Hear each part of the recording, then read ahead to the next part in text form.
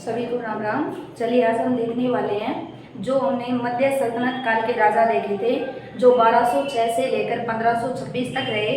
उनमें हमने पहला वंश किया था गुलाम वंश, फिर हमने किया था खिलजी वंश और जो आपका तीसरा वंश आता है वो आता है तुगलक वंश। क्लियर? तो आपका जो पहला वंश था गुलाम वंश, गुलाम चला था 1206 से लेकर 1290 तक। क्लियर? फिर हमने सेकंड क्लास के अंदर देखा था कि जो खिलजी वंश आया था वो चला था आपका 1290 से लेकर 1320 तक। अब हम करने वाले हैं तुगलक वंश, और तुगलक वंश जो था वो 1320 से लेकर 1398 तक। इसमें मेन 3 राजा हुए थे, उन्हीं 3 राजाओं के बारे में हम पढ़ने वाले हैं। पहला क्वेश्चन आपसे पूछा जाता है कि तुगलक वंश का संस्थापक कौन था, तुगलक वंश को स्थापित करने वाला कौन था।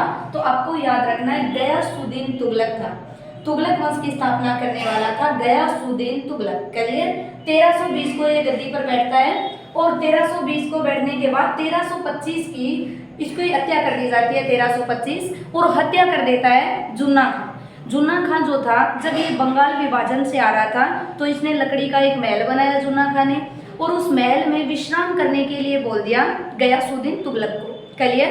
और जैसे ही गयासुद्दीन तुगलक विश्राम करने लगे वो लकड़ी का महल टूट जाता है और यहाँ से इसकी मृत्यु हो जाती है। फर्स्ट क्वेश्चन बताइए, तुगलक वंश के संस्थापक गयासुद्दीन तुगलक। बताइए गयासुद्दीन तुगलक की हत्या कब हुई थी? 1325। क्लियर? किसने की थी? जुन्ना खां, और जुन्ना खां ने लकड़ी के महल में की थी। फिर आपसे क्वेश्चन पूछा जाता है कि तुगलकाबाद की स्थापना किसने की थी? तो ये भी गयासुद्दीन तुगलक ने की थी तुगलकाबाद की स्थापना। फिर सेकंड राजा आपके आता है जुन्ना खां। जो तुगलक वंश था इसमें जो मेन राजा बना था वो जुन्ना खां ही था। जुन्ना खां का दूसरा नाम था महमूद बिन तुगलक। जुन्ना खां पहले जुन्ना खां बचपन से नाम था, जब जैसे ही ये दिल्ली की गद्दी पर बैठा था तो इसका नाम पड़ गया था महमूद बिन तुगलक। तो आपसे 2-3 क्वेश्चन पूछा जाता है कि सल्तनत काल के जितने भी राजा बने थे उन सभी में सबसे ज्यादा विद्वान राजा कौन था? तो आपको याद रखना है महमूद बिन तुगलक था। सबसे विद्वान, सबसे पढ़ा लिखा ये राजा था, शिक्षित राजा था। फिर आपसे सेकंड क्वेश्चन आता है, इस राजा को सौपनशील, पागल और रकत पिपासु कहा जाता है। ये जो महमूद बिन तुगलक था ये सौपनशील था, रकत पिपासु था, और साथ साथ में ये रकत पागल भी था। पागल, रकत पिपासु और सौपनशील इसकी उपाधि दी थी। फिर इसने अपनी राजधानी बना ली थी। अभी तक हमने देखा कि आपका जो पीछे खिलजी वंश आया था, खिलजी वंश के अंदर अलाउद्दीन खिलजी था। अलाउद्दीन खिलजी से राजधानी दिल्ली चल रही थी और दिल्ली राजधानी को इसने देवगिरी में परिवर्तन कर दिया। तो पहला क्वेश्चन यही आता है कि बताइए तुगलक वंश में ऐसा कौन सा राजा था जिसने अपनी राजधानी दिल्ली से देवगिरी ले गया था? तो दिल्ली से देवगिरी ले जाने वाला महमूद बिन तुगलक था। क्लियर? फिर आपसे क्वेश्चन पूछा जाता है, महमूद बिन तुगलक था, इसके समय एक यात्री आया था, अफ्रीकी यात्री था जिसका नाम था इब्न बतूता। तो आपसे ये भी क्वेश्चन पूछा जाता है कि इब्न बतूता कहां से था? ये अफ्रीकी था। किस राजा के शासनकाल में आया था? महमूद बिन तुगलक के शासनकाल में। फिर इस इब्न बतूता ने एक पुस्तक लिखी थी जिसका नाम है रेहला। तो आपसे एक प्रश्न पूछा जाता है, रेहला पुस्तक किसके द्वारा लिखी गई है? तो आपको याद करना है रेहला पुस्तक को इब्न बतूता के द्वारा लिखी गई। इब्न बतूता महमूद बिन तुगलक के शासनकाल में आया। ये वो राजा था जो सबसे ज्यादा विद्वान और शिक्षित राजा था। आगे क्वेश्चन पूछा जाता है आपसे कि इसी के शासनकाल में एक जैनी गुरु, जीन भद्र सूरी एक गुरु आया था। तो अगर आपसे प्रश्न पूछ ले कि सल्तनत काल के राजाओं में किस राजा के समय जीन भद्र सूरी आया था, तो आपको याद रखना है जीन भद्र सूरी भी मोहम्मद बिन तुगलक के शासनकाल में। फिर कहते हैं कि जो मोहम्मद बिन तुगलक की मृत्यु होती है 1351 को, तो एक बदायून लेखक था जिसने लिखा था कि ये एक ऐसा राजा था जो सौपनशील था, मन में आता वो करता, तो लोगों को इससे छुटकारा मिला और इसे लोगों से छुटकारा मिल गया। तो आपसे ये भी क्वेश्चन पूछा जाता है कि किसने महमूद बिन तुगलक के बारे में ये बोला था कि लोगों को इस राजा से और इस राजा को लोगों से छुटकारा मिल गया? तो आपको याद रखना है ये बदायून के शब्द थे।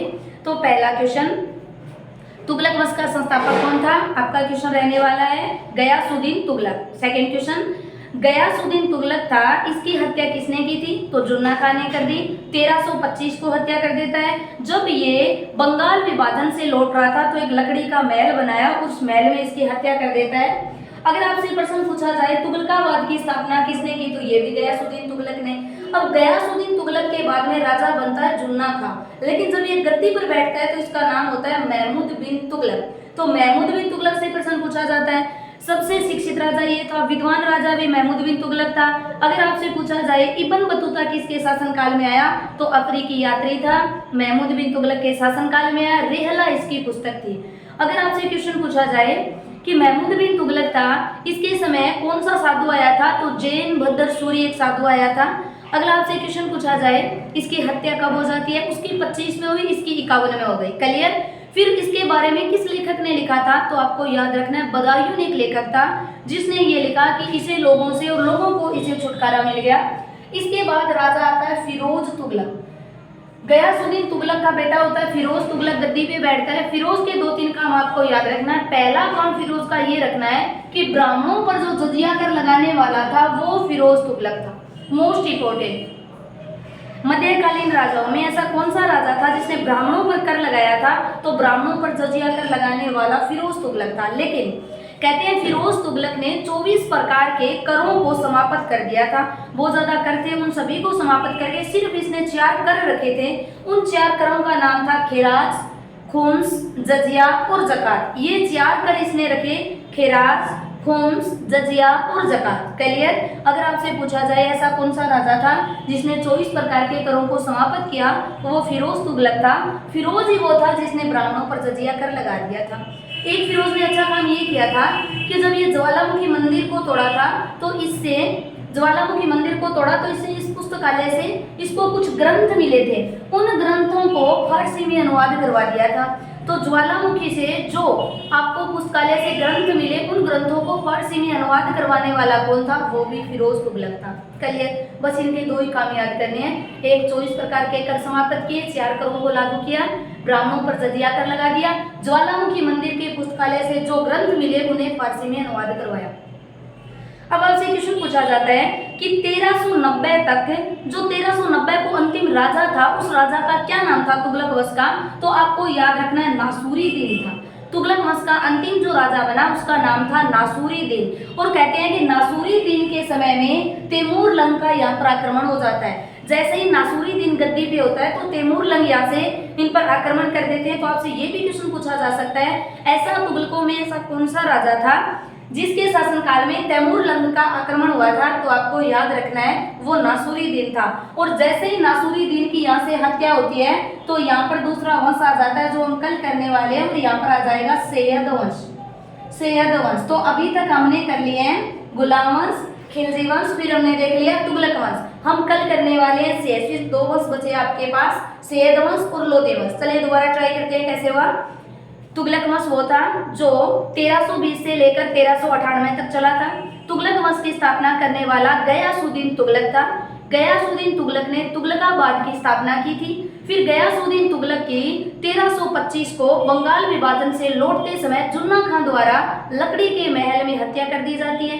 1351 में गद्दी पर जुन्ना खां महमूद बिन तुगलक के नाम से गद्दी पर बैठता है। ये जो महमूद बिन तुगलक होता है ये सबसे शिक्षित विद्वान राजा होता है। तो इसने 2-3 काम अच्छे किए थे। पहला काम ये कि भाई इसको बोला जाता है सौपनशील रकत पिपासु राजा बोला जाता है। इसके समय अफ्रीकी एक यात्री इब्न बतूता आया था जिसने रेहला पुस्तक लिखी थी।